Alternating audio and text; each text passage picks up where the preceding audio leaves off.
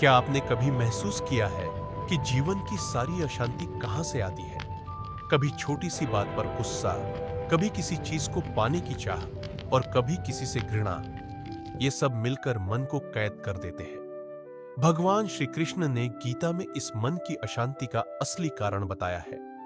अध्याय 2 श्लोक 64 में वे कहते हैं, राग द्वेष विमुक्तैः तु विषयाः इन्द्रियैः आचरण आत्मवश्यैः विधेय आत्मा प्रसादम अधिगच्छति। अर्थ यह है, जो व्यक्ति राग यानी अत्यधिक आसक्ति और द्वेष यानी घृणा से मुक्त होकर अपनी इंद्रियों को संयम में रखता है, वही जीवन में शांति और ईश्वर की कृपा को प्राप्त करता है।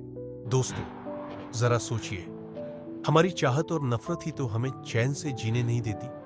जब कोई चीज बहुत पसंद आती है और हमें नहीं मिलती तो हम दुखी हो जाते हैं, और जब किसी व्यक्ति से घृणा कर बैठते हैं तो उसका चेहरा देखते ही मन जल उठता है।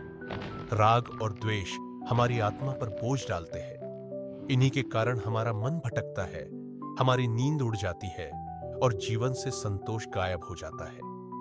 श्री कृष्ण कहते हैं, इन्हें त्याग दो, संयम से जियो और देखो, शांति खुद ब खुद तुम्हारे जीवन में उतर आएगी। इस संदेश को एक कहानी से समझते हैं। एक साधु नदी किनारे बैठे थे। उन्होंने देखा कि एक बिच्छू पानी में डूब रहा है। साधु ने उसे बचाने के लिए हाथ बढ़ाया, लेकिन बिच्छू ने उन्हें डंक मार दिया। पास खड़े लोग हंस पड़े और बोले, महाराज, ये आपको डंक मार रहा है, फिर क्यों बचा रहे हो? साधु मुस्कुराए और बोले, डंक मारना उसकी प्रकृति है और बचाना मेरी। अगर मैं उसके व्यवहार से द्वेष करने लगूं तो मेरी शांति कहां जाएगी? यह है गीता का सार। दूसरों की आदतों को अपने मन पर हावी मत होने दो। राग और द्वेष छोड़ो, तभी शांति मिलेगी। भगवान कहते हैं, इंद्रियों को दबाना मत, बल्कि संयमित करो। यानी जीवन का आनंद लो, परिवार निभाओ, काम करो, लेकिन बिना आसक्ति और घृणा के। जैसे समुद्र में नदियां गिरती है लेकिन समुद्र शांत रहता है, वैसे ही परिस्थितियां आती जाती रहेंगी, पर आत्मसंयमी व्यक्ति हर हाल में स्थिर और संतुलित रहता है।